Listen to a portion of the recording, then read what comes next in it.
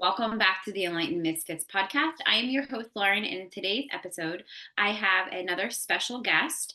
Before I introduce her, what I want you to do is I want you to go make sure you're subscribed to the podcast and go into the description box where you can find all of my links and all of her links to connect with her. So now we're going to get started in the podcast, and I wanted to welcome Dr. Laurelann. Welcome so much. We're so happy to have you here with us this morning. Thank you. I'm so happy to be here. I appreciate it. Of course. So she is a shamanic artist, and I'm going to let her tell her story because I am very intrigued with this title. So tell us a little bit about who you are, kind of a little bit about what your journey has been this far, and kind of how you came about with the title shamanic artist. Yeah, beautiful. So I have to decide where to begin the story because it's all a journey, right? And I think I will start with after the 2020 crisis, because I think everybody had their own 2020 crisis. So I don't need to go into where that was for me. But what happened after the whole COVID fiasco, my mother died right around the same time. And that was also when I made a decision to completely change my life. I was a professor and I was running my own department. And so I thought, I should have been happy with that was the thing that I was supposed to get and want in life. But I realized that I was a workaholic. And so I realized that being a workaholic, I was basically kind of slowly killing myself. So there were a lot of health reasons that were coming up that were saying, like, you need to change something. So I quit my job, sold my car to pay for shaman school, trained with the Four Winds Society. And then pretty much shortly after that, my mother died. And my partner and I sold our house in Arizona, moved cross country to Erie, Pennsylvania, bought a house with cash, and then I immediately got on a plane to go to Brazil for a year. While I was there, and I sort of look at that as kind of a, how they always encourage young people to take a gap year before they go to college? I feel like this was my gap year between being a professor and kind of being a new person, being the new version of me. So when I was in Brazil, and I had known for a while that I wanted to try to do an ayahuasca journey, but I was kind of waiting for the right opportunity. And so I had been in Brazil for a couple of months, and someone that I had been playing some music with who was bringing a shaman in from the Amazon to Bahia, which is where I go every time I visit Brazil. And so he invited me to this ayahuasca ceremony. And so it was the very first time I did ayahuasca. And the shaman that was leading the ceremony, it was a whole weekend retreat. So on Friday night, we all gathered, we all sort of set our intentions. We engaged in rapé. I don't know if you know what rapé is. Rapé is, it's a tobacco-based medicine that you actually inhale. Well, you don't inhale, you kind of inhale it through your nose. But it's sort of, it's considered a kind of cleansing sort of, people do it all during ayahuasca, but they definitely do it before just to kind of get yourself grounded and cleansed. And then he asked us to set our intention. So every single one of us, he sat with us and talked to us to say, what is your intention? And I think at the time I said that I wanted to have a stronger connection to my spirit guides and ancestors and to get kind of a clearer vision of, where I'm supposed to be going in life. And he also so I don't know if you know much about ayahuasca ceremonies, but generally when you're going into the ceremonies led by the indigenous people, they have these songs that they call icaros. And they are kind of sacred songs that they play during the ayahuasca ceremony. And each one of them has a particular purpose. So some songs are designed to deepen the experience. Some songs are designed to bring you back to grounded reality. Some songs are designed to just give you a bit of lightness, because most people know that ayahuasca can be a very powerful medicine. One has to really be prepared to possibly face one's demons and shadow and all sorts of things. But it is also a very beautiful experience. So in that experience, I mean, I'm just so grateful for how beautiful and amazing the experience was for me.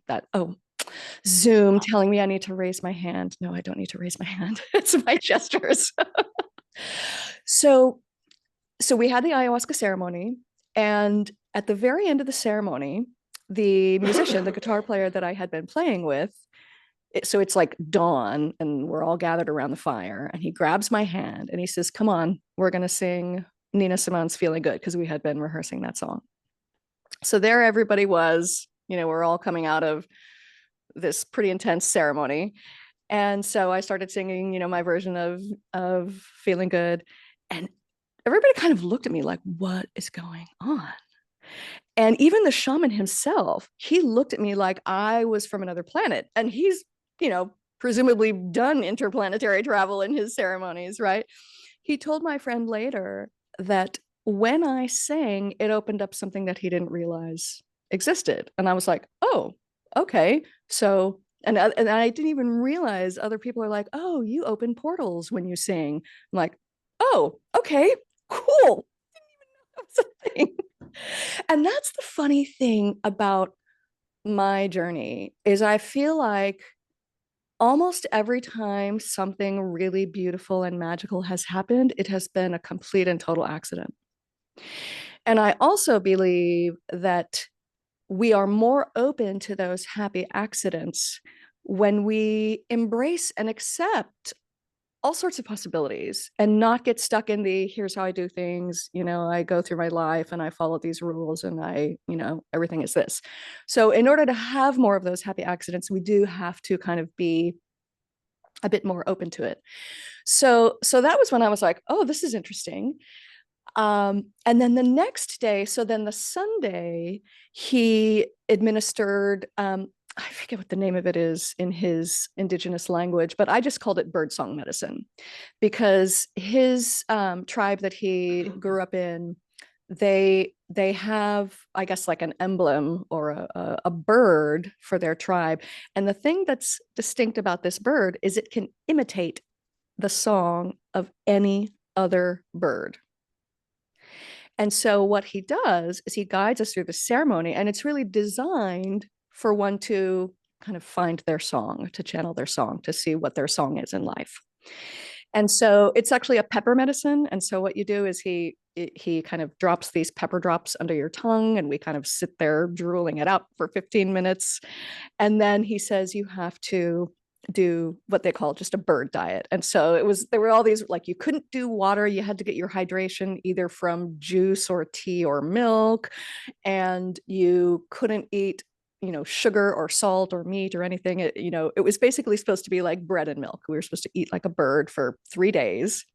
And then in that 3 days, you contemplate, you meditate, you tap into whatever's going to happen. Well, what was happening is songs were coming through. For about 2 weeks, I was writing almost a new song a day. And I was like, wow, okay, this is pretty intense, but I was very happy about it. So then after a while, it started to slow down a little bit, which is fine, because I actually had one of the fellow musicians I was working with. He was like, you do a lot of stuff. It's kind of intense. You need to slow down. And I was like, I'm not slowing down, man. I'm going, right? I'm going. So I ended up writing a whole album of songs. And so that's my album that I released in 2023, and it's called Soul Journeying. It's on Spotify and YouTube and all the places where you can find streaming music. And that whole song, I believe, was really kind of like my awakening to being a shamanic song channel. So then I got back to the States and I started trying to figure out, how I wanted to exist in this space, because I would prefer to stay in Brazil for the rest of my life. But there are some things that need to happen here. So I came back, and I was working with some clients on some healing work. And then I sort of asked myself, I wonder if I can do this for another person instead of just for me. Because what I was doing is I would, on a day when I decided to do this, I would just wake up, do a meditation, usually enjoy a little herbal refreshment, just to deepen the meditation. And then every time I would do that with that intention, it would usually be either lyrics that would come through, or I would just suddenly get like a riff or a chord progression that I just needed to start playing with, and then I would write from there.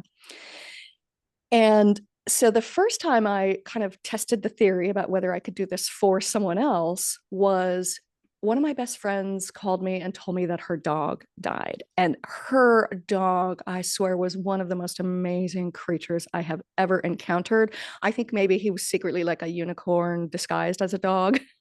He was this giant white husky, but he was also part wolf. And Oh, so he was gorgeous. And he was also just super loving and friendly and playful. He, of course, was protective of my friend, but never aggressive. Right. And so, and his name was River. So when she told me that, it was like within 2 days, I wrote the song for River.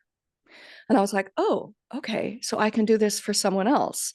And then about a month later, another friend reached out to me. She wanted me to help her do a ceremony. Her mother had passed. She was getting her mother's house ready to sell. There was a lot of energy stuck in the house. There was a lot of healing that needed to be done, a lot of family drama and family trauma that needed to be cleared.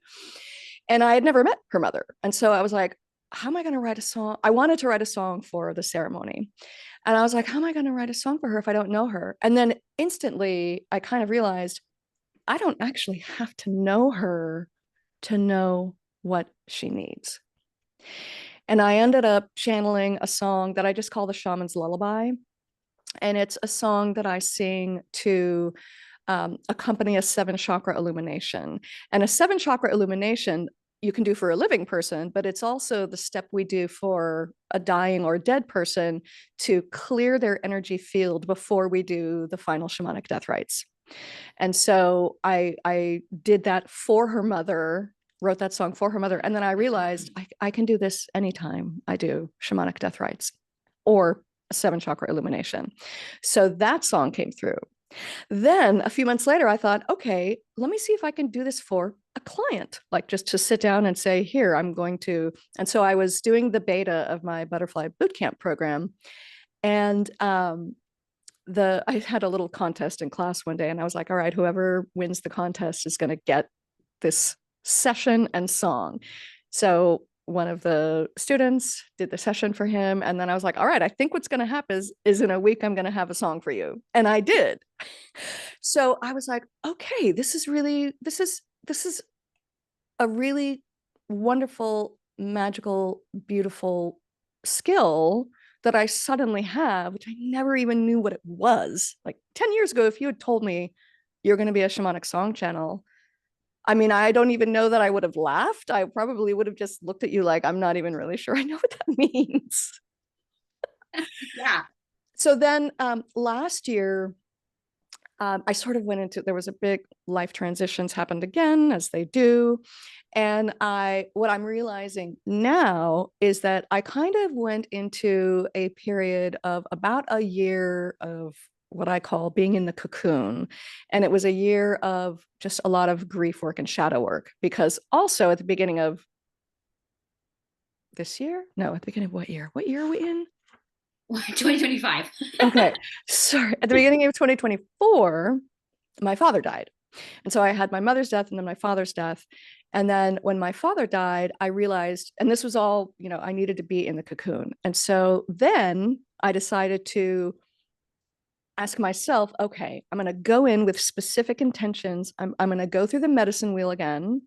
So I'm going to go through the South, which is where we shed our past. And then I'm going to go through the West, which is where we learn how to be kind of the peaceful warrior. So you never fight, but you're always courageous and you always, do the right thing and you learn how to see past death. And then going through the North, which is where we tap into the hummingbird medicine, which is all about just drinking from the nectar of life. And then going into the East, which is sort of, they call it the way of the seer. And it's also where we learn the death rites. So I went through all of those with the intention of once a week writing a song. And I did pretty well for about 6 weeks. And then at a certain point, I just had to pause because it's just a lot of things to come through.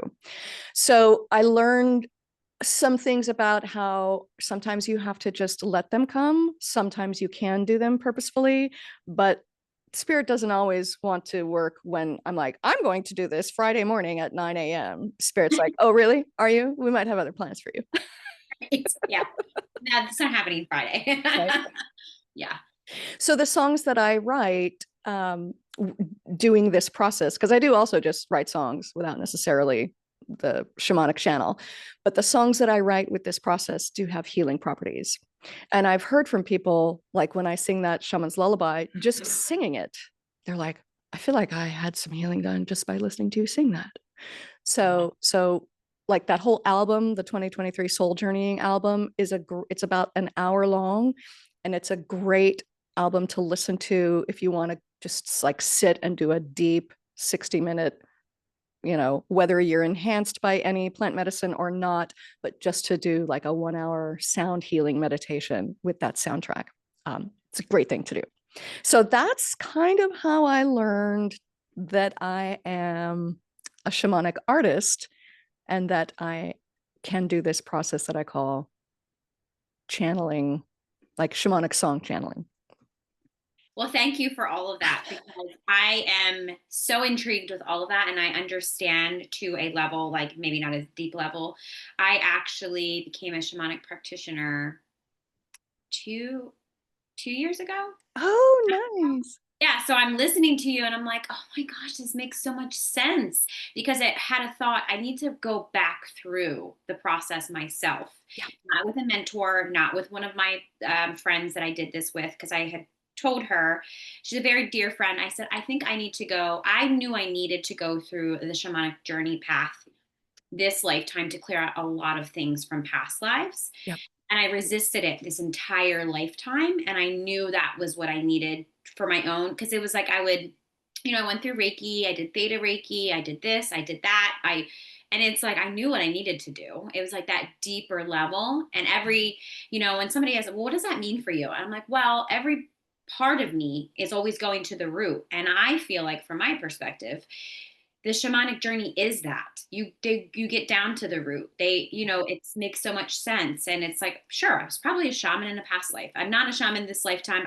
That's not what I claim to be, but I just knew I needed to do that. So when I'm hearing you talk, I'm like, oh my, I'm having so many aha moments of like, oh yeah, this is my reminder that I had told myself I needed to kind of go back through, especially right now, and like what's going on in today's world, Right. and of like being in the South and, going through north, south, east, and west again, like taking myself back through, because I can do that. I don't need to have my mentor anymore. I don't, just so many like Right. aha moments that I'm just like, yeah. And the way that just the way that you were speaking about it, I'm like, this is why I wanted to have her on my podcast. This is Nice. exactly Nice. why, because of what she's talking about. Because then, so like hearing about, the shamanic artist and your shamanic song channel, I've never heard that before. So it's like listening to you, and I know a lot of people that listen to this podcast also are intrigued with the shamanic path, and maybe they don't even know it, but maybe they're like, maybe I am now. Right. Right. Yeah, so it's amazing that you, and I'm excited. I'm gonna go listen to this, and I'll make sure that the links are below for your. So I'm telling people, go listen to that Yes. hour long, because I feel like it's what people need. Especially, I feel like what I heard you say. Maybe you didn't say exactly, but you have used this channel through grief too, and probably didn't even realize that you were using that to allow grief to kind of move through you. For sure, for sure. And I even when I went through my training, um, well, one thing I learned is everybody has their own different flavor of shamanism. Okay. So in the South and the West, I was seeing all my kind of classmates open up their site, right? And I was feeling like, gosh, I don't really have much of a site, and I was kind of feeling a little bit of imposter syndrome because I'm used to imposter syndrome that's followed me my whole life. And we had like, I think, three teachers. One of our teachers messaged me in the middle of class when I was asking questions like that. He's like, I think you're going to find that your talents are in the North and the East. And I was, because I'm also very impatient, right? So I said, okay. And of course, the North and the East is where creativity, dreams, and death and grief are all. So once I got to there and I started to realize, oh, okay. And I also realized that it was just the beginning. It was just the beginning seeds. And the other thing that Alberto told us in our training is he said, not all of you are going to become shamans in a professional sense. Many of you are going to just learn these skills and take them back into whatever it is that you do. And of course, I was very indignant and I was like, no, I want to be a shaman and I want to help people and heal people. But what I'm kind of coming back and realizing now, as much as I sort of hated to admit it, now I feel my task is to, because I'm a recovering workaholic, my task is to learn how to be just a person with a job who is an upstanding, citizen, but who has my kind of beautiful, spiritual, creative, fulfilling life around whatever job happens to be sustaining me at the moment. And also having a job that where I can turn it off at the end of the day. Yeah. And not think about it on the weekends. Because as a professor, it's a 24/7 job. I don't think people realize that. We're always thinking about it. We're always grading. We're always planning. There really are no holidays. There really are no breaks. There really are no vacations. People think, oh, teachers, you have the summers off. Not really. We're Right. lucky if we get paid while we're doing all that prep work. Right. Right.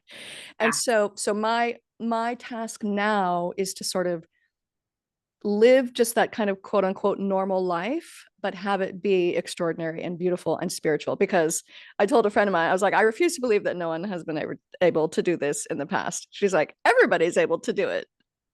We just have to figure out how. Right. Yes. Yeah. No, that 100%. And I do love, can't say that I personally worked with Albert, but I've always do his classes online and the Four Winds and like all of that. Like I would love to actually be able to meet him in person to Right. just experience him. But I feel like on his Zooms, I still experience him. But yeah, I was going to say I'm a little bit jealous. Well, I haven't met him in person. I also would love to meet him in person too, Oh, but okay. Okay. because this was after COVID and they were doing all their training online for a while. Oh, They've okay, okay. recently started doing in-person training again. Oh, okay. Yeah, Okay. yeah. So, So I and have that's probably the only thing that to made it. Right. But a friend of mine about 10 years ago or longer, I don't remember. Time is funny.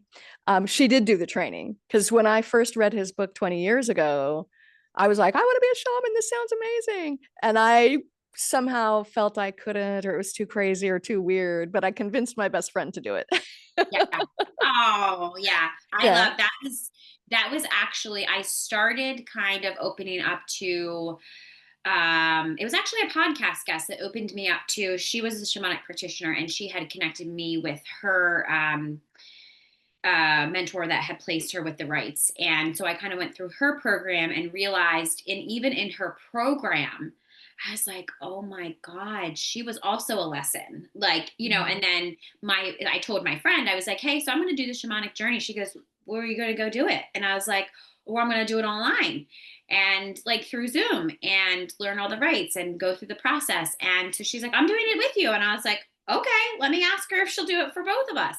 So the experience was amazing because in that experience, I was still going through normal life, normal situations, but I was like, it was being shown. And she had said she's a book reader. So and I like to read books too, but it's not like I'll go look for a book. I'll do an audio versus go look for a book. She goes, read this book. And it was Albert's book. And then, of course, I connected with, like him online to like the Four Winds. And I was like, I want to meet him in person. And I was reading his book and I was like, I just want to meet him. It's just like a desire that I always had. And then you brought it up again. And I was like, maybe one day in this life I can meet him in person. Yeah. And Marcella too. Marcella is a very powerful person. Yeah. Just to meet him like 5 minutes. That's it. I just want to say that I met him. And it's just because the way that he speaks through books and just online and just the way that he just speaks about just the shamanic path regardless. And you're right. That's another reminder too, when a lot of people are attracted to me and they're like, I want to go, they see that I have the title shamanic practitioner. Like I want to be a shaman. And my question is, you can, and you don't necessarily have to be placed with the rights if that is not something that, is your path. but it's, you know, you have to kind of go through the journey. And there's a lot of times that I've took people through the journey, and they don't necessarily need to be practitioners to, you know, to, I mean, ultimately that's the reason why you would go through it, but to kind of give the medicine. But just in through the process, I feel like even that, just going through that Yeah. process and Oh, having the knowledge and be able to do that for yourself over and over and over again. And here's me at the beginning of the journey. I'm like, okay, I'll just go through this once. And Spirit's like, no, no, you're going to go through this again. And it was like my push of listening, yeah. literally listening to you. Um, I'm like, oh, that's right. Yeah. And I feel like I thrive a lot in the South, like north, south, the the underworld. Oh, yeah. Yeah. And a lot of people, I've noticed that when I have taken them through the journey, or I'm just talking about things that are down in the underworld, it's comfortable for me, which is very weird to say out loud, because most humans don't like, humanness doesn't like to be in the underworld. And I like Mhm. thrive there, which is so weird for me to say out loud. And it was very weird for my mentor to experience that, because she's like, it was always that, oh, this is going to be hard, and, you know, just sit. And I'm like, but I feel like it's not hard for me. Like, this Right. is not my experience. And I feel like, because I'm so deep on that level, like surface level conversations are very hard for me. You know, I'm looking at you deeper. Of course, I'm sure that's probably my human design as well. Like, I can't have surface level conversations. It's just a waste of my time, I feel like. And I say that out loud, and people are like, Lauren goes deep. She asks the deep questions, and Yeah. that's just how I'm wired. And I've always been that way, you know. But I mean, obviously, you know, my life experience here, which is why I feel like I'm probably a really good podcast host, because I know the questions I need to ask, and I ask Yeah. them, and sometimes they're too deep. And people are like, Right. "That's a real what?" You know, sometimes I'm like, maybe I shouldn't ask that question, because it's, you know, obviously, you know, I usually channel most of my questions for the conversation, Mm, you know, but, and I'm not necessarily sure that a lot of podcast hosts do that. There probably is a lot, but I only know a few, you know. So sometimes when I go deep like that, they're like, that's a really good question. yeah. And Yeah. I'm all about that too. I'm Yeah. like, why would you not want to go deep? Yes. Yes. Yeah. Yeah. And there's very few people on this planet that could agree with that. And here's me. I just assume, which again, assuming makes yourself look like an asshole, but you know, I just assume that everybody else sees the world like I do. And I'm starting to learn through the last couple years that I have to now assume that nobody knows, Right. because that's the purpose of me speaking and Yeah. making sure I'm intentional. And I just love, I could talk, we could literally talk about this all day. Right, right. I want to talk a little bit more about grieving and creativity, because one of the programs that I developed, I just call it creative grieving, just, simple, Mhm. as a friend said, oh, it says what the tin says is in it. um, so what I have done with creative grieving is I sort of consider creative grieving to be almost like a preparatory or a precursor for entering the medicine wheel in many ways, because I believe that in order for us to really release the past, to let the things go that are no longer serving us, we need to grieve for them. And what I have learned about myself is that the best way to move through grief is using creative expression, because everybody grieves differently, Right. and everybody's grief, lasts in different ways. And what people want to express about that is going to be different. And also, everybody has a different form of creativity. I sing, some people, bake, some people paint or dance or whatever. But, and oftentimes, when we're moving through grief, there really are not adequate words to express what we're going through. And so I encourage people to just start drawing, to just let whatever comes through in non-word fashion.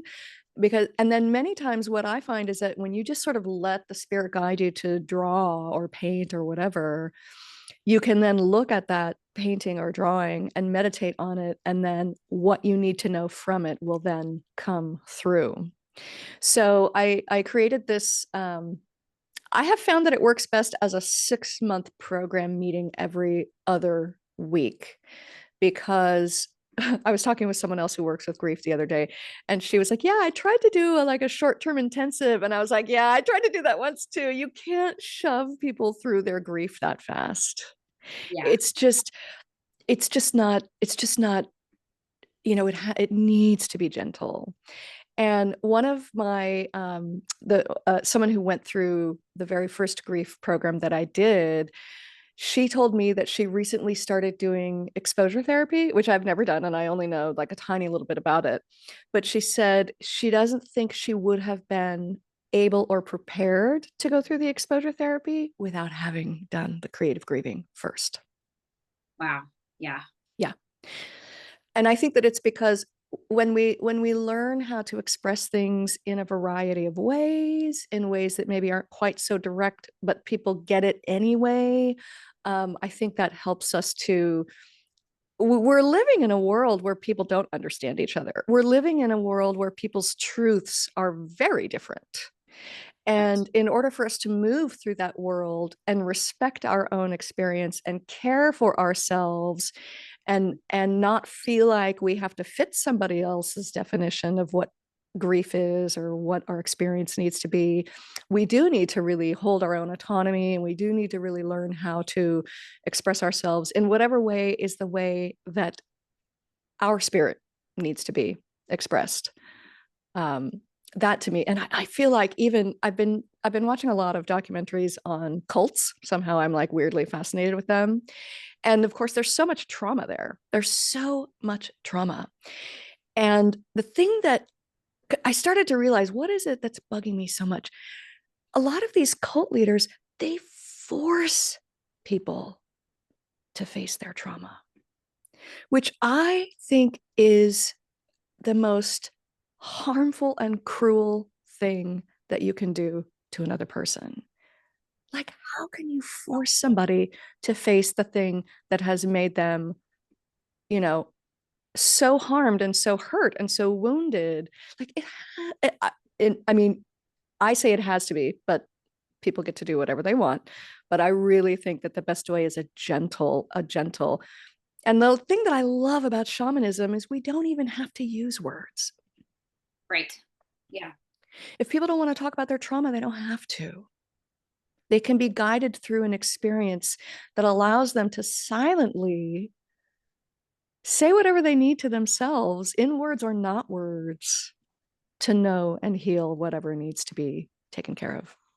Yeah. And I love that is the part, like I have the entire conversation right now, I have full body chills, but that is the part, you just said it. That is literally the part of why I love the shamanic path, because there's sometimes that I can't put words to, sometimes I can't put words to things now. Like it's just, but I don't need to, because it's just like I can feel it, process it, and it can move on. And I'm like I'm trying to sit here and think of like, what is my creativity? Like what did I do? And I feel like I did a, sometimes it's baking, or sometimes it's cooking, or sometimes it's cleaning, just to kind of get like the energy out. Like I'm processing maybe like anger or resentment or guilt or something like that, not to avoid it, but just to kind of move my body. Or it was doing yoga at some point, or it was not necessarily, and I would always, I know I limit myself saying this, but it wasn't like drawing or coloring or something like that.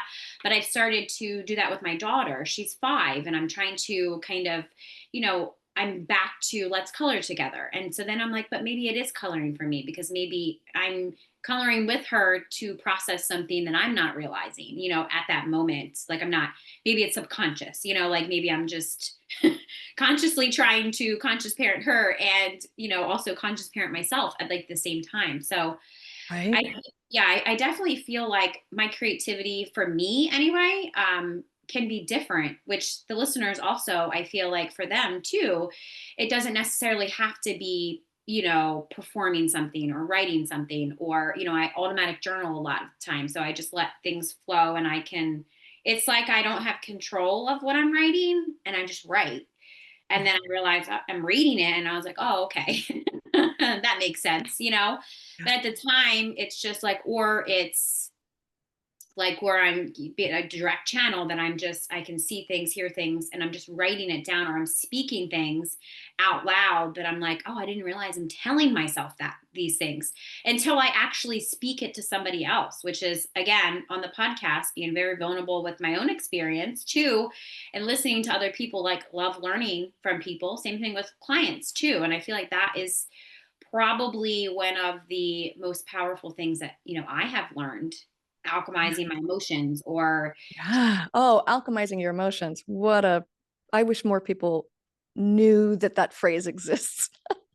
yeah, I literally couldn't think of, there was during my virtual retreat, literally this week when we're recording this, I couldn't figure out a word to put with what I was kind of trying to create. And I realized my creation is through my business. So, and again, my business is a like direct reflection on what I'm going through, normally at a time of like a couple months. And I went through a really hard time a couple months ago of like my own self-worth, kind of going down like this rabbit hole of like, my own self-worth. And I stopped myself with all of the things that I know, that I was like, I'm not doing this. We're not doing this again. Me and my ego, we're not doing this. We're talking to her. I'm like, we're not doing this. This is not what I'm doing. Like, no.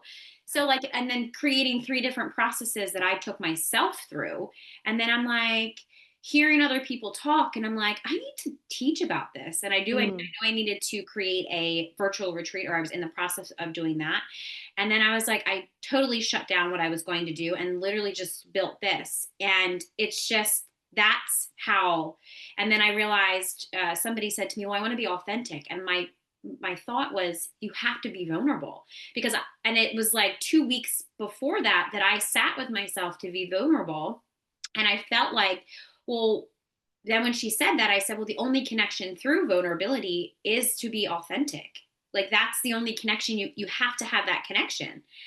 I mean, and then I'm like, I'm telling people they have to have that connection, but maybe they don't. I don't know. But it's like the only way that I figured out how to work through all of that negative self-talk and the self-sabotage and, all of those lower end vibrations. And then I'm like, I think I could teach about this. That, I think Right. other people should know this. The same reason why I talk about human design, because it's like, I just could teach you your human design and you could do whatever you want with it. And when I'm doing more of that and talking more of that, people are like, oh my God, how do you know this stuff? I'm like, I don't know. I can't even explain that process. It's just, I've Yeah. been so obsessed with understanding, where is this coming from? Why am I acting like this? Why do I treat people like this? Why do I feel like this? Why are other humans doing this? Like, it's just, it's in my human design. Now I know this, I'm aware of that. But it's Mm. like my whole life, I want to know, I want to understand more and more and more, and why. Like, I'm like that kid when you ask Why? any question, Why? hey, why? And it's just like, it's not frustrating to me. I'm sure it was to my mom and my dad. Oh my God. Like, because they didn't have the awareness. And, now looking back, my parents, being able to see that, watching me parent my daughter and not giving her the answer. I have the answer in my perspective, but that's not her perspective. So it's like, let's figure it out together. Well, mommy's perspective is this, and your perspective could be whatever it is, like giving her that I'm in control of my reality to a Yeah. certain point. Yeah. She is 5. Right, right. Yeah. Well, when mine was 5, I taught him to be a questioner. And then of course by the time he got to be a teenager, that meant I never got to say because I said so. Because he'd be like, "No, I need to know the reason why I have to do this homework." Yes. Well, she has not said like, she probably hasn't, not that I can remember that she said that. And just because I don't, again, that generational curse and trauma, or whatever you want to call it, I'm breaking that. And that was the reason why I went through all the things I went through. Right. Yeah. So like, she was my reason for a long time until I became my reason, um, Yeah. Yeah. all of that. Yeah. Okay, there's so many things I want to respond to. Yeah. I want I'm to going to talk stop about, there, but yeah. right? I want to talk about vulnerability, but first I want to talk about that generational wounding. One of the moments, and this was early on in my training, that I kind of realized what it was all about. It was it was the time of COVID when people just started getting vaccinated and we just started reaching out to each other and visiting each other. Like, let's finally, after these many months, have a dinner with some friends. And I was getting the house ready and I was washing the dishes, as one does to get ready for a house of people, right? And I was getting really annoyed and irritated. And I was like, why am I doing the dishes? Why do I always have to do the dishes? And then I stopped and I was like, that's stupid and not true. I don't always do the dishes. My partner and I share. We do the dishes about equally. Like there's no, I don't think there's any time when any one of us has done them more or less than the other. And then I was like, okay, pause. And I was tapping into a technique that I learned from a woman in the UK, Chloe Cousins. She calls it connect, accept, detach. Connect to the feeling, accept that it's a natural, normal feeling, and then let it go. And so I said, okay, what is this feeling? And I realized doing the dishes was connected to my mother's trauma. Mm. She was abused as a child by her stepfather, and it would happen while she was doing the dishes. Wow. And then I realized my son's first job was dishwasher. And I'm actually getting chills right now. I was like, I could see the wounding. So I was like, okay, what do I know how to, all I knew how to do was open my viracocha and Yeah. just sit and see whatever happened. And as soon as I did that, I could feel a thread of energy going backwards out of the small of my back towards my mother and going frontwards out of my abdomen towards my son. And I was like, oh, okay. A tiny little thing like that just allowed me to release that generational trauma a little bit more than I had prior. Wow. That Yeah. is a very simple, very powerful. Thank you for that. Thank you. Yeah. Yeah. So, the Yeah. listeners, if you everybody try that and make sure you let us know when you're listening to this. Wow, I'm gonna definitely. That's very powerful. Just Yeah. that very, very short, like the Tiny, simple awareness. thing. Yeah, Yeah. The awareness. yeah, and So I now think I want to talk about vulnerability. So when I was doing my PhD in theater, one of the things I did was I wrote and performed a one-woman show that I called How Not to Make Love to a Woman. And it was a performance about leaving an abusive marriage. And the opening of the piece, I start out naked on the ground with words written all over my body like shame, guilt, victim, all the things that I was feeling after leaving an abusive marriage. And I ended up writing an article that got published. Yeah, one of the few things I wrote that got published. And it was about critical vulnerabilities. And it was about, I actually haven't read that particular article in a while, but you can find it. It's online. I'll see if I can find the link and send it to you. okay. But Thank you. it's critical in the sense that it's like you said, in order for us to be authentic, we need to be vulnerable. And being vulnerable in that way, where audiences can be present for it, it helps to kind of, I don't want to say trigger, that's a bad word, but to kind of unlock in the audience members things that maybe they hadn't thought about that they needed to think about, or ways that they maybe are thinking they can be vulnerable in new ways to move through and past whatever has been plaguing their existence for so long. And so for me, I think you hit it right on the head when you say that in order to be authentic, we have to be vulnerable, because the vulnerability is actually the most courageous act. Right. It takes courage to be vulnerable. It's not a weakness to be vulnerable. It's a very courageous thing to be vulnerable, Yeah. willingly and purposefully. Yeah. Because that's how life is. Life is messy and weird. And sometimes we bump into each other, and sometimes we hurt each other even without wanting to. Right. So anytime we can allow that kind of, oh, I'm being vulnerable, it helps me understand the person next to me a little bit more. Yeah. Yeah. Yeah, thank you for saying that. And it just, that was my awareness. It happened very quickly and it's very new and recent for me. So it's, when people ask me that question, I just when I would answer it from before, it was about from emotional standpoint, because my entire human design chart is emotional and my entire astrology chart is emotional. It was when I went through this awakening, I had to be very emotionally intelligent. I had to figure out why there was always like emotional attachment to everything that I was doing until there wasn't any emotional attachment, So, and I'm noticing just through my own experiences, relationships with clients, all of that, that when that emotional charge is not attached to that story or that trauma or this or that, it doesn't matter anymore. Like, Mm.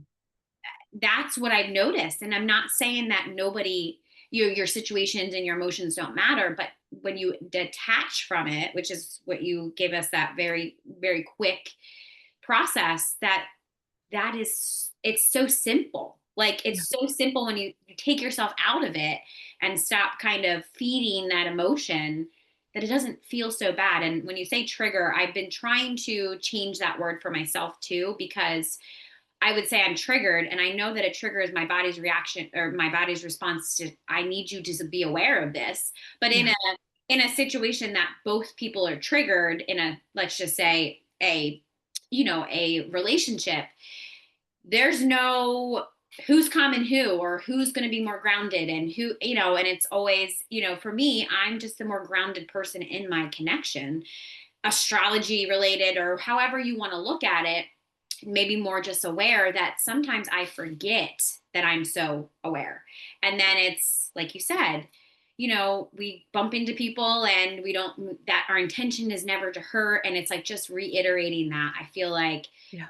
helps the other person's nervous system calm down. And I feel like that's what probably makes you a very powerful mentor. And the same thing for me, and I feel like Mm. coming from that place, when people are chasing authenticity, validation, like I was a couple months ago, through this cycle or emotional loop that I was going through, realizing I need to stop chasing that, because that's what's happening. So instead of not just being in my truth of knowing that is, why I created that virtual retreat. But it was a huge lesson for me. And it took, you know, it was hard for me to say. It was uncomfortable, but it's like I just stayed in that uncomfortability. And it's like the people that were there and needed to hear it or will listen to it, is that's what they need to hear. And I'm not doing my mission and my job if I'm not speaking that. I do know that. And I'm gonna try to very carefully phrase what I want to say right now.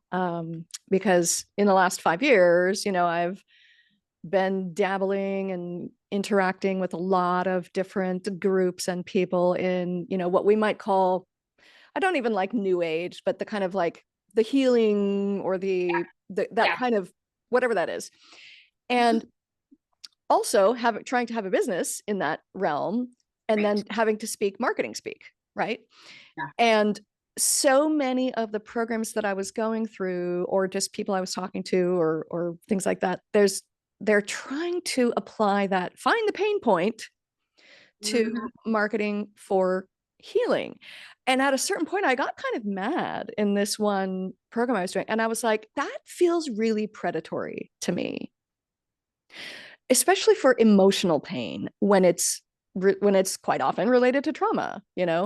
And so I was like, I just didn't feel right about using that kind of marketing speak to go about.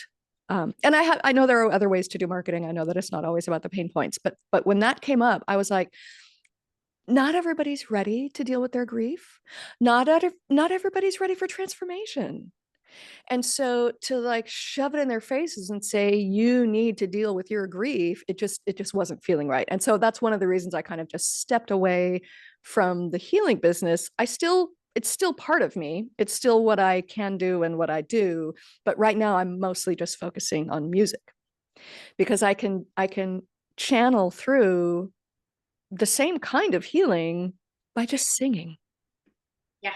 And that's healing. right? That's our way of marketing healing.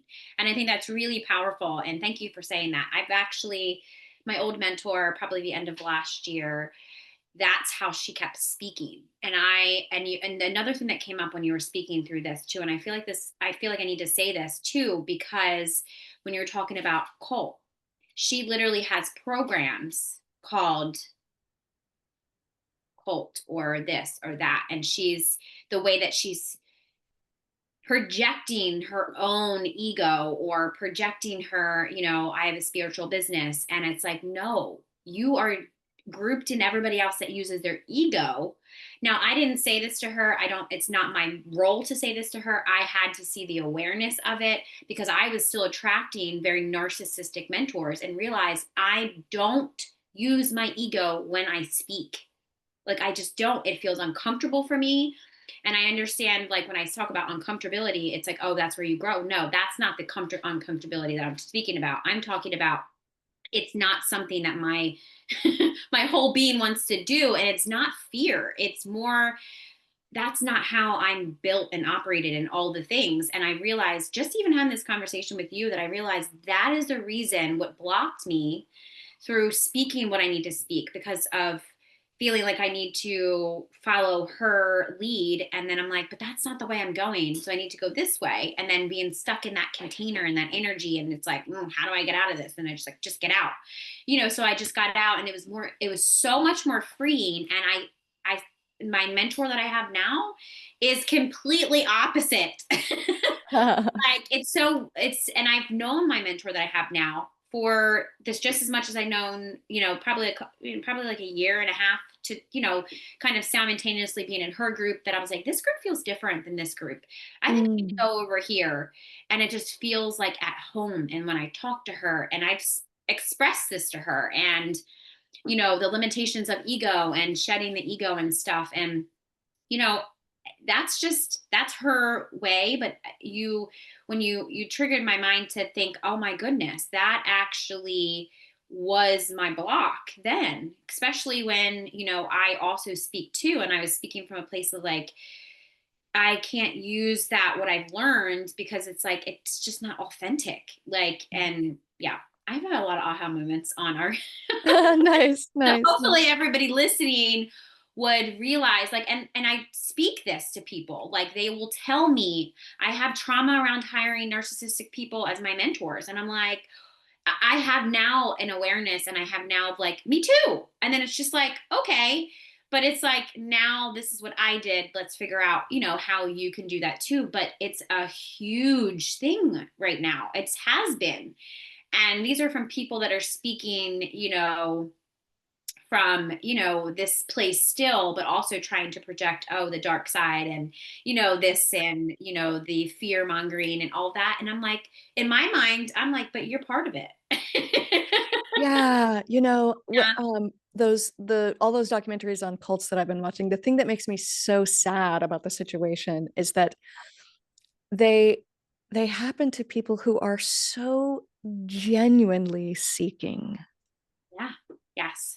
And that to me just feels like just the cruelest thing, to take somebody who's genuinely truly seeking and to manipulate and use that because you're a narcissist. It's like, oh, it just makes me so sad that so that happens so frequently. Yeah. And it does make me sad. And it's like, I'm just going to be the light that I know I am. And it's like, try to, it's the same thing with like the whole money situation. And, the money, like, that's another thing.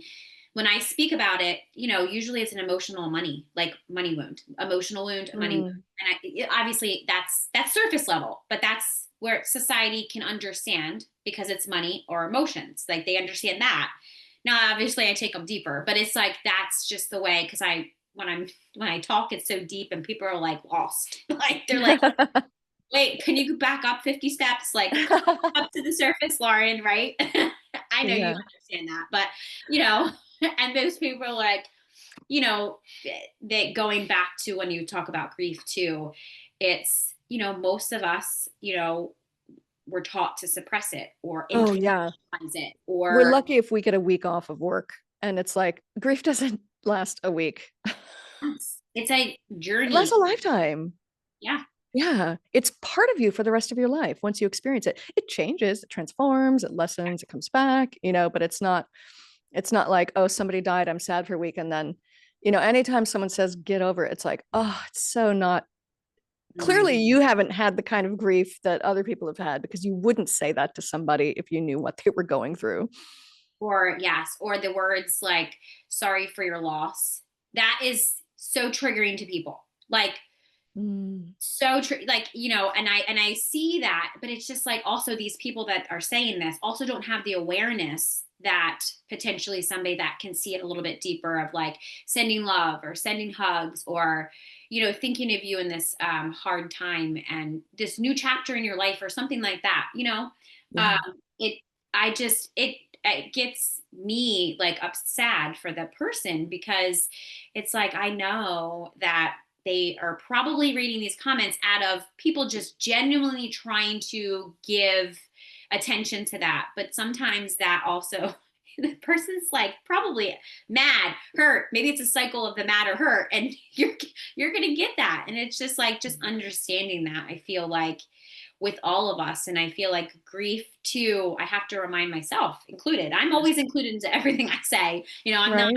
like it's always included that speaking about grief, I think a lot of people don't realize that it's a lot of things from childhoods. It's also very ancestral. Right now, I feel like it's a Yeah. lot of ancestral stuff that people are not aware of, or I don't have trauma. And it's just like, whoa, okay, I'm not for you. Right. Right. Right. Yeah, like that's that is that's out of my league right now. Right. Yeah. And it's like, wow, you haven't had any trauma. Lucky you, right? Yeah, Like, because I jokingly say everybody has trauma, and maybe that's not fair, because I do believe that people have different degrees of yeah, trauma, and some yeah, people have been very, very severely traumatized. yeah. But, we've all had rough experiences. And the more we stuff them, the more they're going to come up later in really ugly ways, which is why I sort of feel like everybody should go through shamanic training. Because if we all could learn the skills of navigating the unknown, navigating the mysteries, navigating the wounds, navigating what does trigger us, understanding and just allowing for those things to move through us without feeling like we have to fit into a box or fit into, you know, things that are not a kind of natural flow. Because like the indigenous people who are leading these ceremonies in ayahuasca, it's just it's just part of their whole life. It's not like, I mean, granted, there are leaders in the community that come forward and they take more of like a shamanic role, but like everyone is doing the work. Right. Yeah. We all should be doing the work. Right. That is the healing, like doing the work. I often heard my husband say, he doesn't say this anymore because of, the awareness I brought to him, but he's like, I've been healing since blah, blah, blah, you know? And I'm like, and you will continue to do that until Right. you leave this dimension.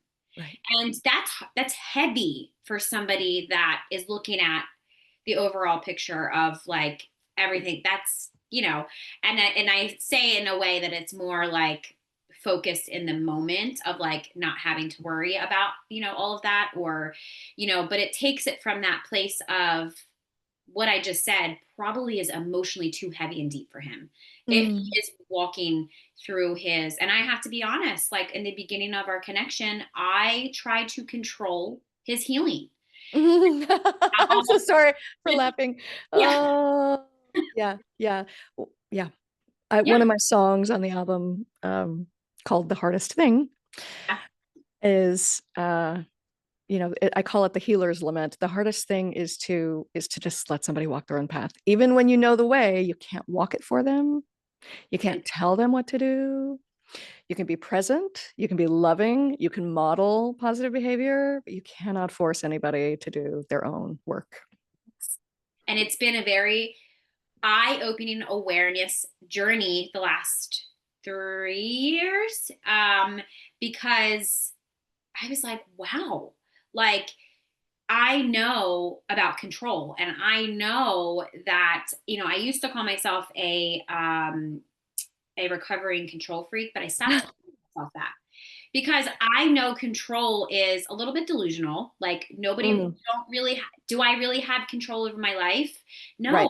I don't. I don't Yeah. have I control my behaviors and my words and my actions, but like do I really have like control is kind of one of those things that it's just like ego. So it's like, you know, I can just control me, and but it's kind of like that back, and it kind of can get to be that back and forth in a connection, or, you know, with defensiveness and trauma and ego and all this stuff, you know, that I realize that sometimes me just saying nothing is actually more powerful. Yep.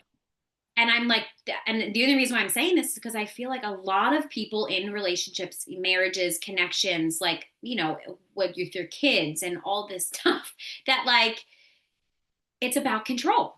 And it's like, it always comes back to that. And I'm, you know, and I'm aware of this. Was I aware of it now? No. If you know, you told me that that I can't control you before, probably I would look at you like, try me, you know, like, you know? But I was so controlled and so confined and in a box, and like, you know, all of that stuff, that, you know, having my own awareness now, forgiveness, and, you know, all of that, that it's like, I can speak on that because I understand both sides now. And I understand where the other person also feels, and how I was a shitty friend, or I was a shitty, you know, in my relationship with my ex-husband that's very narcissistic. I understand that boundaries now, giving that hope of like, he can change, he can heal, he'll do better for our kid together, and realizing 5 years later he's in the same spot that he was 5 years ago. And I'm like, well, And God. that's okay, because that's his journey, right? Yeah, He gets yeah, to do it at whatever is, you know, the yeah, timing. And it's funny, this whole idea of being in control, the the the the desire or the insistence, like, I have no control. Part of yeah, me wants to say, of course, none of us has any control. Just like when I was going through the whole 2020 fiasco, and yeah. I was like crying every day because I thought the world was collapsing and da da da da. And my partner was like, "Why are you crying again today?" You know, and I was like, "Everything is so fragile." And he's like, "Are you just realizing that now?" So I feel like as soon as we can accept that, yes, everything's fragile. Yes, we have no control over everything. And that's okay. We Yeah. can move through the world without control. We can move through the fragile world, the fragility of everything. We can move through that, and it's okay. And we don't have to be afraid of it. Right. Yeah. That is like, it is the most freeing thing that I've learned probably the last, you know, 3 years, because really understanding when that control comes up, it's just trying to protect me. I know that my ego is not bad. I mean, at one point in my journey that I want to get rid of my ego. Well, then if I get rid of my ego, then there goes my humanness. So I guess I won't Right. be on this dimension, you know, anymore. And that also was experience too, of like understanding that. So Yeah. it was really, it was like really powerful too. And I've noticed that in other people, and it's like coming from a place of softness. Do it Yeah. with my daughter too, because I'm very passionate about things, so, and I talk very loudly, so you know, Mm, that comes off, and that tone comes off as maybe aggressiveness that she's feeling in her body, that she's like, oh, mommy's angry, mad, hurt, whatever. And it's more of like, no, I'm fine. And I realize my husband has been reminding me that your tone, Lauren, your tone. And I'm like, oh, okay. Like, I have to be reminded that my passion and what I'm saying could feel like to somebody else that I'm yelling at them. And I'm really oh, not, yeah. you know? So Yeah. it's like, you know, that softness coming from that place of like softness with myself, obviously, first, and then not so aggressive. But it's been an interesting transition, because it's like, I don't feel aggressive. I'm just really passionate about what I'm saying.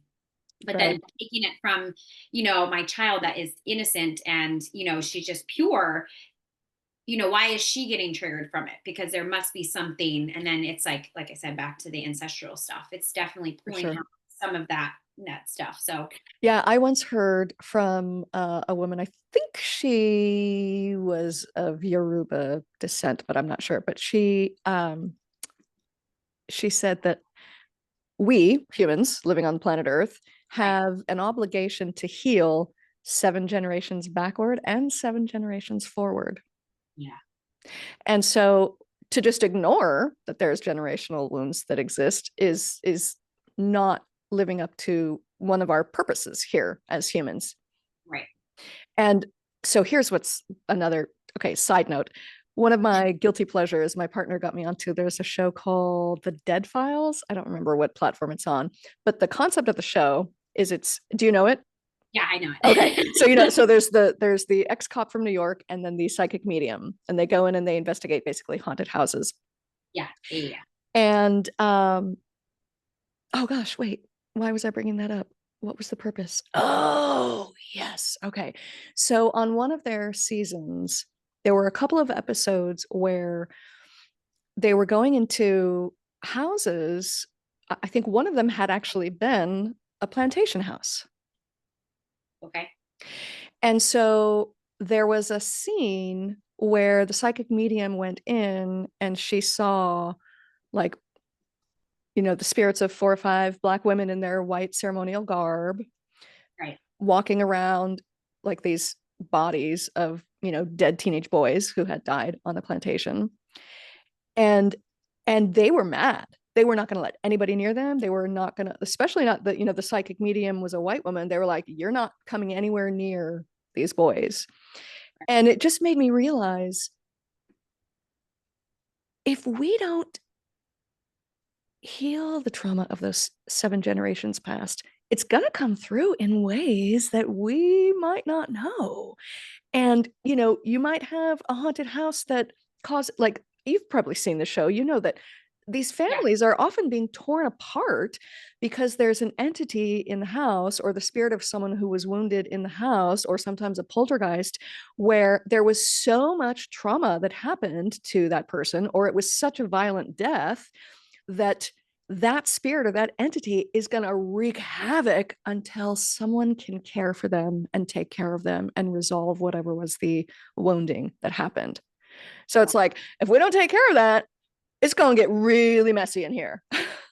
Yeah. Well, speaking about all of that, me and my husband love watching all that. So, Supernatural. Have you seen Oh, I Supernatural? have not, but I will check that out. You'll have to get, now there's like tons of seasons, and I think I've watched it like 4 different times, and I think there is like, I could be lying right now, but I think it's like 10 seasons, 7 seasons. But oh my gosh, it's all of that. They're like demon hunters, and it's Mm. funny, interesting. Speaking about demon hunters, there's this new show right now that's called Demon Hunters, and my daughter loves it. And there's it's an Asian based show, and they hunt demons. And like, of course, she was, for Halloween, she was a demon hunter, and she just loves it. And it's like a favorite, like, the song is like viral right now. Everybody is, I think every little girl that I know wanted to be a demon hunter for Halloween. But it's like, it's interesting that that is also something that she loves. I mean, she hasn't watched Supernatural with us, but sometimes it's a little bit, for a Might be fact a that, bit much for her. Yeah.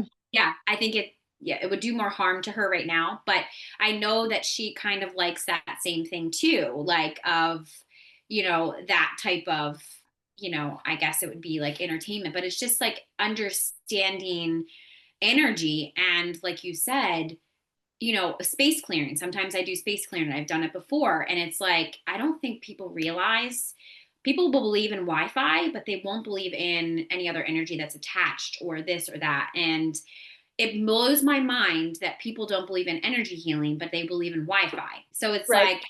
like, what disconnect are you having in your mind that you believe that this Wi-Fi is working, but you don't believe in unseen energy healing? Like, Right. that's what I mind blown. And it's like, how do I answer? Because here's me, I don't know all the physics behind it. I understand it to a deeper level, quantum healing and quantum physics, but I was like, at the end of the day, it's science. So what like, I don't, other than that, I'm like, it's science. Like, that's my answer. Like, I Yeah, don't know have how them else. watch some Joe Dispenza. Yeah, so then I'm like, go watch this, go watch that. Because I mean, like, he is, yeah, Joe Dispenza. And like, same thing with Dolores Cannon. Like, both of them go to a deeper level and understanding it from surface level, from society, what they believe, and understanding, and like manifestation and how this manifests. And that word gets, we're thrown around so loosely. And I'm like, but we all Right. manifest our reality. Our reality, is it real? Right. Yeah. Maybe Yeah. it's not. Maybe we're all on a spaceship somewhere. Who knows? Right. Like, Right. who knows? So it's interesting. It's like, I could nerd out, me and my husband nerd out about that stuff, because it's true. He Yeah. understands it to a deeper level, and I understand it to a deeper level, of like bringing both of them back online, of how to help people understand through their process and their journey. And like you said earlier about, it was huge for me. And I think it's huge for people when you ask yourself, what is their role in my life? I do that all the time, especially with my ex-husband. And, he's also my daughter's biological dad that's not present. So that's his role. He had one role, and that's his role. And it lets me emotionally detach from all of it, and understanding all of that there's people have roles, and we also have roles in their lives, and just being okay with that. I feel like that in itself is acceptance, is like one of my superpowers. It's one of my gifts that I have this lifetime. But it was also on the other end of the spectrum the hardest thing that I had to learn, as Mm, well. yeah, yeah, yeah. Yeah, acceptance is key because Right. once we learn how to just accept whatever is presented to us in life, we can more easily navigate through and around it. Um, and I also, part of my journey was learning, um, nobody automatically gets or deserves our trust. Not blood family, not, Yes. you know. So it means we get to be very conscious about how we put trust in people or not. We get to be very conscious about when and how we interact and how much power we allow other people to have over us. I went through, we've all been through family dynamics, and I'm not going to go into the details of it, but I had to go through a pretty harsh series of lessons to learn that just because they're my blood family doesn't mean they have my best interests at heart, doesn't mean I can trust them, you know? Yeah. Um, I think that's very powerful. And I think I had a conversation with my mom yesterday, and we were talking about the dynamic and things that are going on currently between my daughter and her bio dad and all of the things. And she goes, well, Lauren, remember, sometimes people say, and she was a reminder that, because I said this to her, just because it's your family doesn't mean I need to accept it into my life. And just because it's dad's family, I don't need to accept it. And it doesn't make them a bad them people. It's just they're this way and I'm this way, And she had said specifically, I know that she listens to the podcast, and I know that she watches me too. And I'm like, she's my biggest teacher and I'm her biggest teacher. And it's like that dynamic is how I healed my relationship with my mom and my dad. mm, So when she had said, some people out there, and maybe she won't, the way that I forget exactly how she said it, but she goes, some people, you look at people as people that you've never even physically met in person, and they're closer to family and to you than your actual physical family. And I probably had said that as some long way, and maybe I said it the wrong way, but for her to repeat it back to me, like, because my friends or people that maybe people I've never even physically met in person, they are more deeply connected with me than my own physical family that I have to go spend time with. Now it's like I get to spend time with people, like I choose that. But before, without even realizing it, it's like we're family. You have to be with us, and it's just like that whole cycle. I'm like, now my mom has opened her eyes to the other side of it because I put boundaries up through my own. mm, They would go, and I'm not going. If you want to take Lily, that's fine. I'm not going to. If she wants to go see her cousins and I don't want to go, or I don't want to see my aunts, or I don't want to be there, she can go. And if she doesn't want to go, she also doesn't have to go. So it's like, but I think through that and understanding all of that, and like having my dad, kind of shame me into going to different things of like his family, and me just saying, no, I'm not going. It's just not what I'm doing. And it's like having that boundary is important. I feel like boundaries yeah, are so yeah, important. And I feel like every level I'm learning boundaries, like with myself too. It's not Yeah. easy. Boundaries are not easy. And at first, I didn't even know what a boundary was 5 years ago. When Right. somebody said boundary, I'm like, what's that? It was like, Oh my God. Hilarious. Because we're so entangled all the time that yeah, we don't even realize that, oh, there is such a thing as a boundary. Oh, I can say, oh, no, thank you. yeah, thanks for asking, but no, thank you.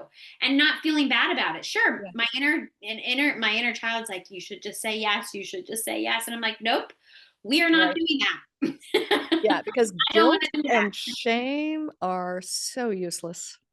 Yeah, they are. Guilting people into doing things, shaming people into doing things, it's like so not helpful. Yeah. And it goes back to control. It's like I immediately know if I feel shame or guilt and I know it's not mine, then I'm like, oh, you're trying to control me. And that's going to push me so far over that I'm like, no. And don't even, you're not even going to change my mind. No. It's Right. like that shit, but that's protecting me from going back into something that I don't want to be in, or I've kind of crawled my way out of it. And I'm like, no, I appreciate the offer, but no, thank you. Right. Thanks, but Right. no thanks. And Yeah. that's like it. Just like learning no is a complete sentence. I don't have to explain myself. I literally can just say no, period. And that's Right. it. Move on. It's just Right. wild. Yeah. It's like that's my reminder for anybody that it feels bad for saying no. Just say Right. no and literally just continue on with your life. I feel like that was it's don't even think twice about it. Yeah. Yeah. Yeah. You know, one of the things that came up when I first did the creative grieving group was that sometimes we have to actually grieve for the former version of ourselves. Yeah. So whether it was the recovering control freak or the recovering workaholic or the, the childhood that got stolen from some trauma, right? Like to grieve for that allows us to be a new person and to embrace the new person and to just say, okay, that was me. And, I'm sad that I'm not that person anymore, but that's okay. I can be sad about it. It doesn't mean it has to control my life. It doesn't mean I have to live forever in regret. I can express, oh, I was that. Now I'm this. And I created another workshop called the Widow Bride Workshop, which is sort of like step 2 from creative grieving, because one of the epiphanies I had on that same, bringing it full back, that same first ayahuasca trip, Mhm. um, leading up to it, I had been seeing this little black and white bird all over town in Bahia on the beach, and I was like, "Oh," and it would just come visit me. Not one individual bird, but a species. Like everywhere I went, I would see these little black and white birds all over the place. I was like, "Oh, what's up with this bird? Wonder what it is." So I looked it up. It has several names, but one of the names of it is Viúva Noivinha, which in Portuguese literally translates as widow bride. And Wow. I realized every wedding day is actually also a funeral. Wow. Because in Yeah. order for us to become the partnered person, we have to grieve for the single person, Wow. Yeah. you know?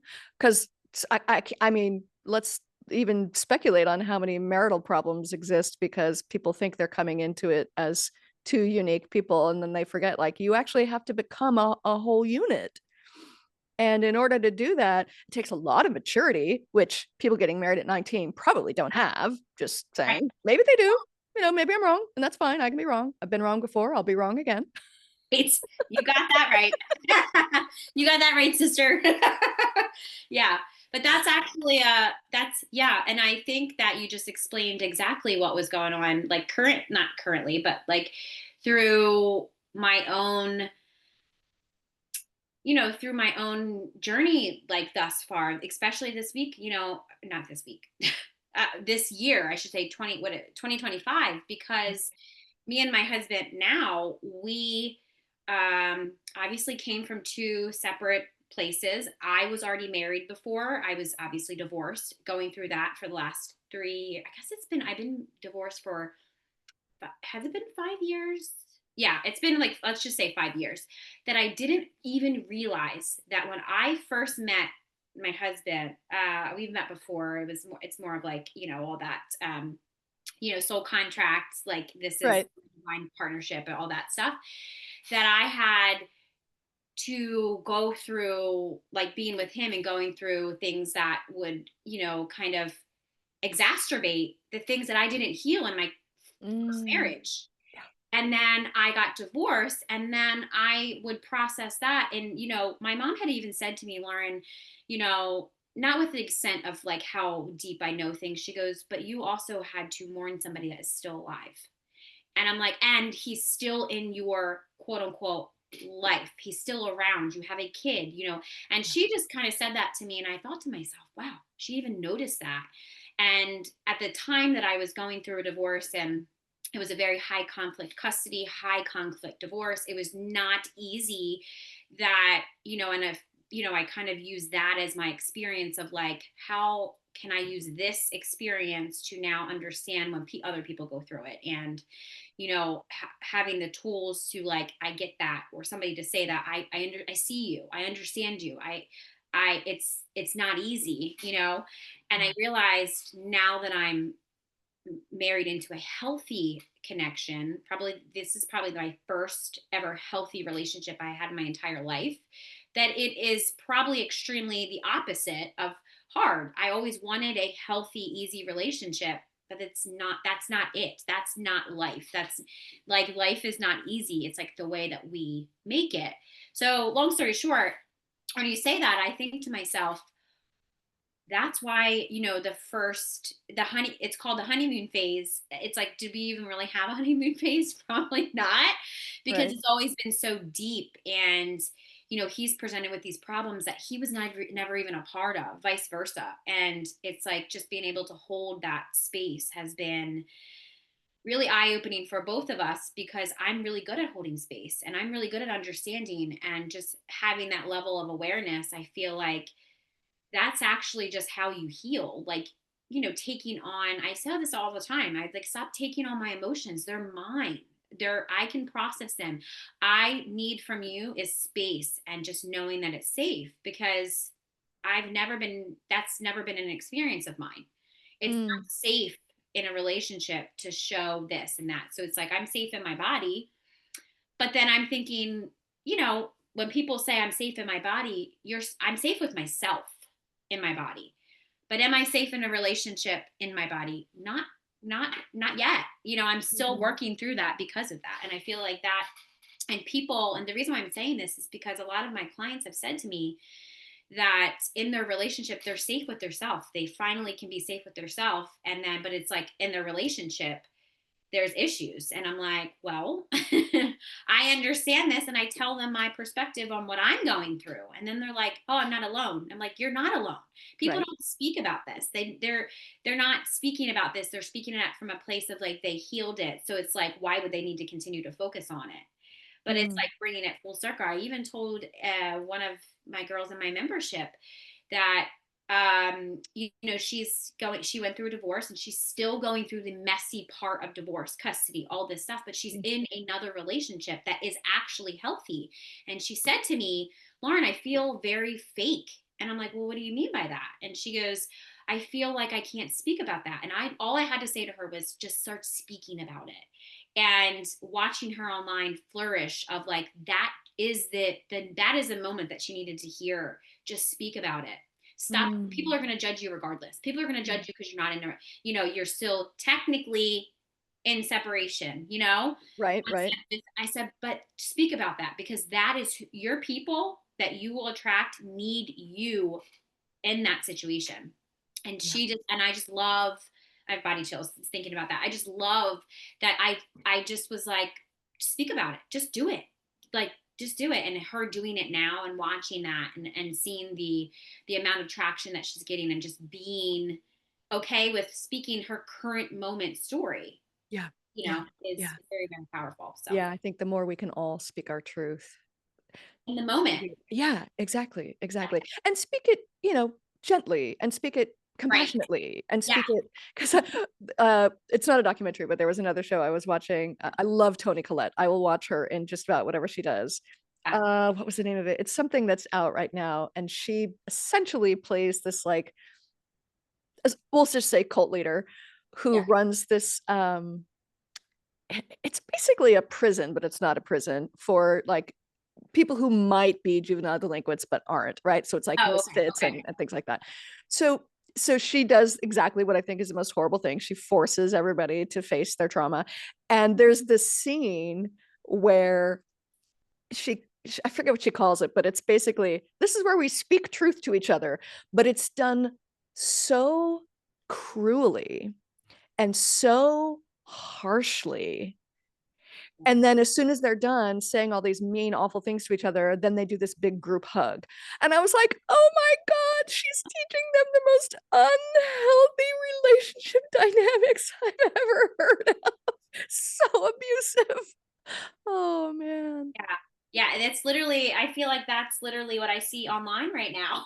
It's like hearing that. I'm like, oh my God, she just explained what I see online right now. Like, and it's Oh, like speaking from that place of, I mean, I don't want to say everybody is doing it, but it is a huge population right now that people, I'm like, does anybody else see what I see? Like, but then I get into like intimate conversations, like on my podcast or like with clients or like just in general with anybody else or in other groups that I'm in. And they also see it. I'm like, okay, so you guys see it too. Okay. So it's not just like, what's going on? yeah, yeah. Well, and it's funny that I'm even saying that because I can remember my ex-husband once saying to me, "Sua lingua è una faca," which literally translates, "Your tongue is a knife." I was like, you have to translate. What does that mean? Right. And so what I didn't realize at the time was that I am a very direct person. I also one of my triggers is lying. I have a really hard time with lying, but I actually worked through that in my dissertation in a way that I'm not going to get into right now. Yeah. But Yeah. um to to find out that sometimes when I speak my truth, it cuts. That was how I learned that, oh, speaking truth is great, and we all should be doing that. But we can do it in a number of ways, right? We can do it in ways that are loving and compassionate. We can do it in ways that are spiteful.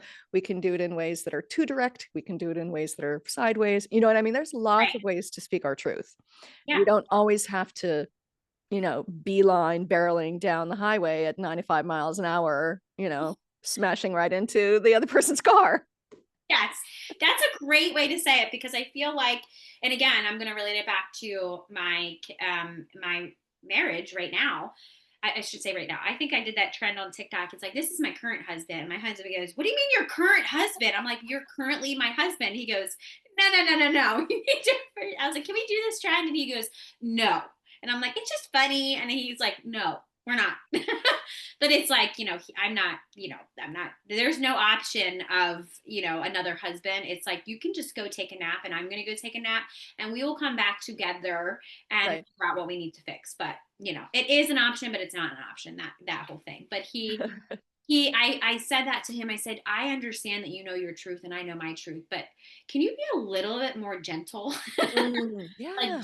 gentle is the word because I know that you are very direct and I know I'm very direct. And sometimes we both don't need direction or direct things because it does hurt the other person. Yeah. Yeah. And, I feel like that's something that a lot of people can work on, like in their connections. Like, again, being more gentle and loving and compassionate because maybe I'm not speaking how I'm feeling, but I'm feeling like rough or raw or something like that. And then you're just saying that and you're doing it to help me. I understand that. Like your intention is not to hurt me. Like I can feel the intention. But sometimes I'm like, dude, calm down. Like Yeah. Yeah. you don't Yeah. gotta come at me full speed.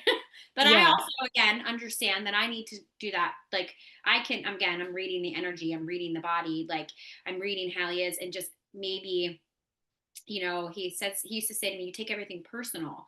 And I used to say to myself, because I take things personal, because I would never treat other people like the way that other people treat me. Mm, But I'm like, that's also, that's also an excuse or maybe a defense of like, maybe I just need to be more open and soft, with right. boundaries. Yeah. So, Right. like, Or if someone is too direct and too harsh and too mean, then the boundary can go comes in. up. Yeah. Yes. Yeah. And it's like and I think a lot of things when I was teaching myself boundaries, because this is a newer experience. It's 5 years. It's very new to me. Yeah. I've been on this planet for probably a very long time, but like in this lifetime, it's a new experience of boundaries, and every level and every layer is like, oh, it's always boundaries. Everything is boundaries. Oh, boundaries. Like if there's something I'm going through, oh, boundaries. And it's, oh, I need to state that boundary and not just assume, because the people that need that boundary, or I need to put that boundary, they're not going to like that boundary. And that's okay. Like, and I'm realizing that's going to actually change the behavior in our dynamic, not with me and my husband, but like other people around, realizing that they're just not self-aware, and maybe they're not supposed to be self-aware. Maybe that's actually the biggest teacher.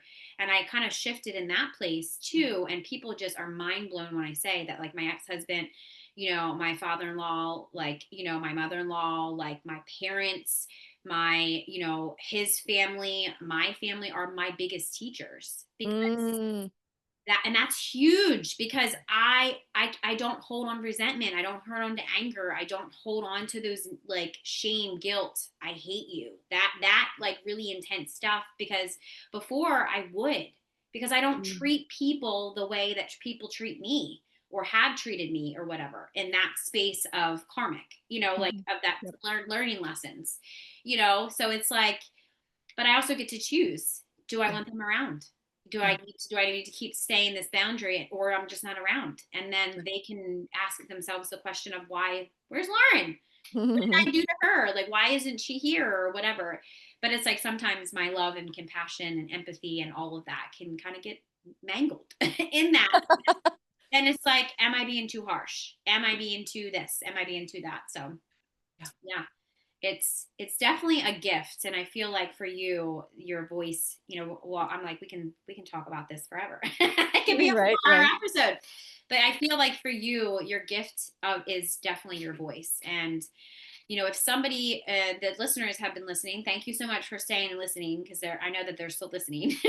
Right, right, right. What message would you share with somebody that maybe has been silenced, or has silenced their voice, literally or metaphysically, and longing to reconnect with it? I would say start by speaking softly to yourself. So for me, this is one of my journals. I love these, and I've got a whole stack of them over here. I love fancy journals. I love the way they feel. I love writing in them. I get nice pens, so it's like pleasurable to write, because I think part of my ability to speak truth comes from my very honestness in these pages Yeah. that helps me know myself better and helps me understand myself better. And then from here, I get to edit and censor what I say to others, because I don't have to say every damn thing in here to the people I'm talking to, right? But definitely, if if if you've been feeling silenced, find a channel for the things you want to say, or find it non-verbally, right? Find it in painting or dancing, or one of the most powerful practices we did was the ancestral constellation, where he teaches us to kind of do the unwinding dance, where once you've had the dialogue with the ancestors that you're dealing with, that you want to reevaluate and redefine that relationship with, then to take, the stick that you're going to burn in the fire, and then just dance those threads of whatever was that karmic wounding that attached you together, just unwind it. And that movement, physical movement of the body, can be some of the most effective ways to move emotional wounds as well. Mhm. And so to be able to use whatever it is, journaling or dancing or creative expression of whatever it is, even if it starts without words, that's probably one of the best ways to unlock feeling silenced if you've been silenced. Yeah, I love that. And that's a great reminder for myself today, too. Yeah. Well, thank you so much for listening to the Enlightened Misfits podcast. And if you stayed this long, thank you so much. There's so much wisdom in this episode. And if you enjoyed today's episode, again, don't forget to subscribe, leave a review, and share this with somebody that you feel that would gain knowledge from listening. Stay tuned for more captivating conversations in the future. I hope you have an amazing rest of your week, and I will see you next week.